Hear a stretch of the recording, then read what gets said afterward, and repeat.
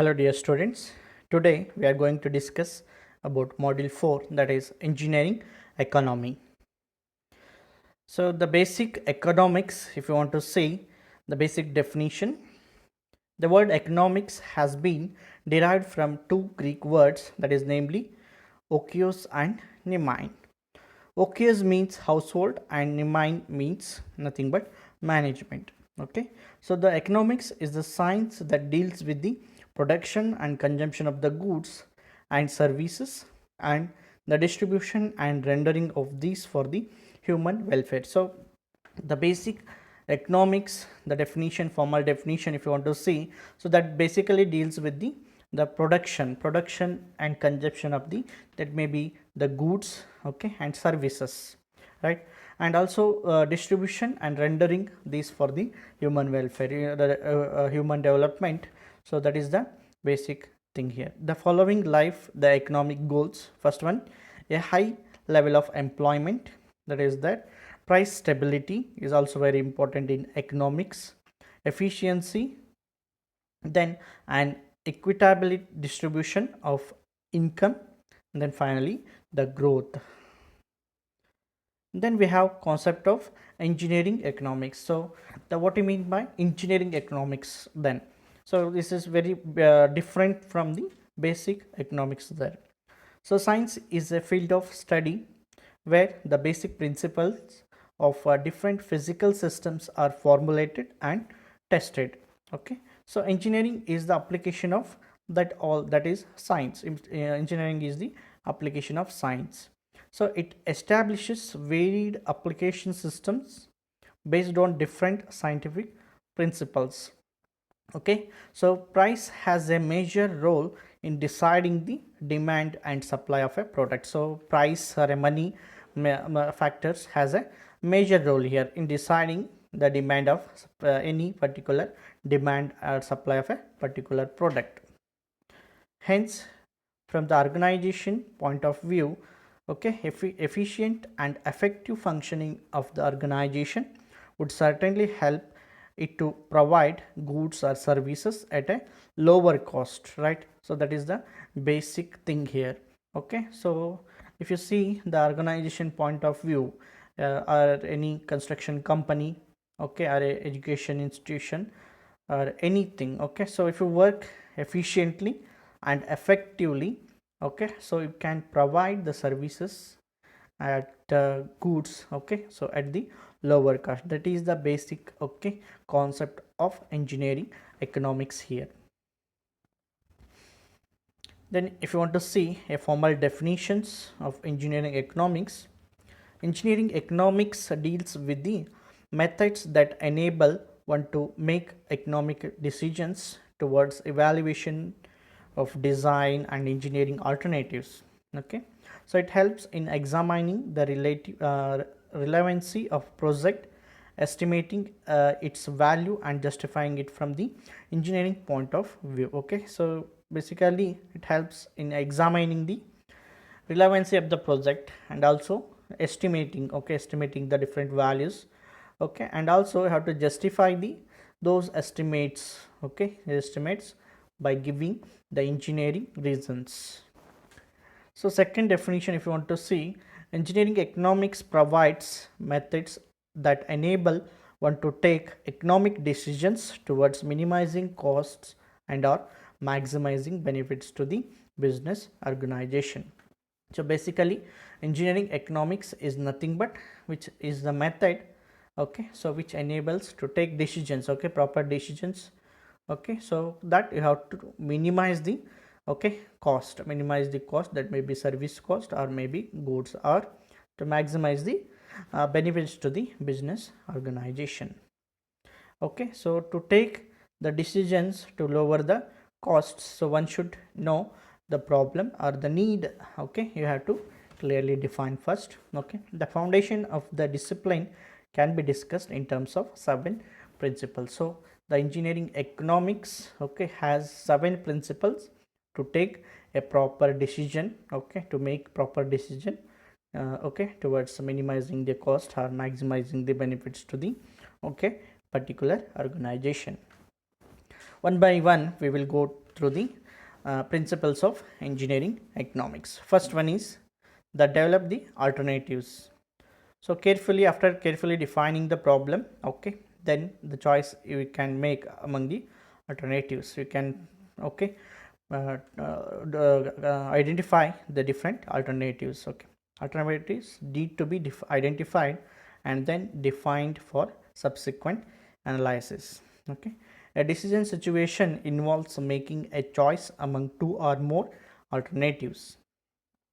Developing and defining the alternatives for detailed evaluation is very important here. Okay, so clearly defining and developing the alternative is very important because it, okay, results on the impact, okay, on the quality of the decision. Engineers and manager should place a high priority on this responsibility. Okay, so creativity and innovations are essential to the process. So first step, first principle, so you have to develop the different alternatives here. Second, we have focus on the differences. Okay, so once you identify the different alternatives here, so you have to focus on the differences, right? So there are different alternatives we have decided.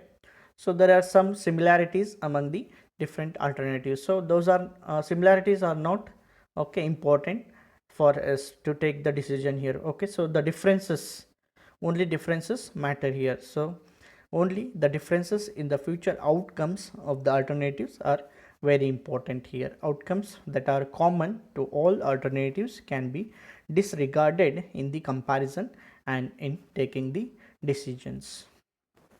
Third principle, we have use a consistent viewpoint. Okay, the prospect outcomes of the alternatives, economic and other, should be consistently developed from a well defined viewpoint, right? So the outcomes of alternatives, economy and other, you can, okay, take a common viewpoint system perspective. It is important that the viewpoint for a particular decision be first defined and then we can used in consistently in taking, okay, and you can describe it or description you can make, analyze it and comparison for the alternate. Okay, first you have to define a viewpoint, okay, or a consistent, you have to define a viewpoint, then you can use it properly, right? So the decision making is very important in this regard. Use a common unit of measure, right? So using a common unit of measure to enumerate as many of the prospective outcomes, right?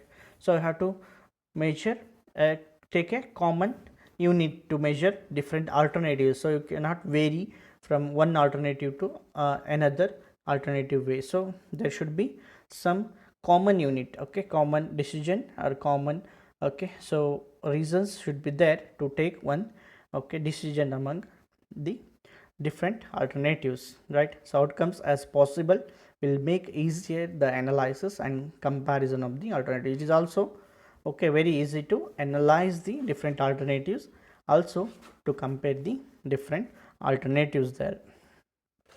Principle 5, we have considered all relevant criteria. Okay, while comparison or making comparison or analyzing the different alternatives, so we have to go for different all the criteria, all the relevant criteria we have to consider. The decision maker will normally select the alternative that will be best serve the long term interests of the owners of the organization, right? So long term interest, you have to check owners of the organization is very important. You have to take considering that. In engineering economic analysis, the primary criteria relates to the long term financial interests of the owners. Okay, so owners have to check, okay, so the clients, we have to go what are the benefits for them, right? All the criteria, all the relevant criteria have to check. So this is based on the assumption that the available capital will be allocated to provide maximum monetary return to the owners, right? So I have to allocate the available capital such a way that the owners, okay, will get maximum benefits in the future or maximum return to the in the future. Principle 6, we have make risk and uncertainty explicit. Okay, so after following all these things, okay, there may be some uncertainty explicit may be there, or maybe we have to take some risks, okay, in taking decisions. Risk and uncertainty are inherent in estimating the future outcomes of the alternatives and should be recognized. Okay, those should be recognized properly. The analysis of the alternatives involves projecting or estimating the future consequences associated with each of them, right? So alternatives involves, that is estimating the future consequences, right? So that is also there. The magnitude and the impact of the future outcomes of any courses of actions are uncertain. So the finally in this what it says, so you have to take some risks. Okay, so you have to identify or define uncertainties properly, so that you can, okay, make proper decision, and also you can expect a proper outcome.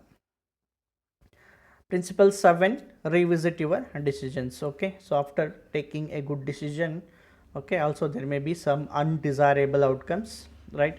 So also if you are taking other decisions, even though relatively successful, will have results significantly different from the initial estimates, right?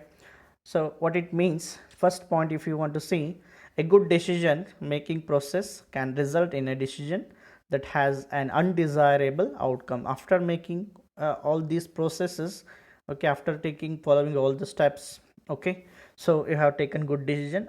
Okay, so further in future, if you see, there may be some undesirable outcomes may be there. Okay, so if you see other decisions, even though relatively successful, if you see, okay, so they have results different. Okay, estimation may be different. Okay, so the cost involved may be different, right? So those are some, okay, risks will be there.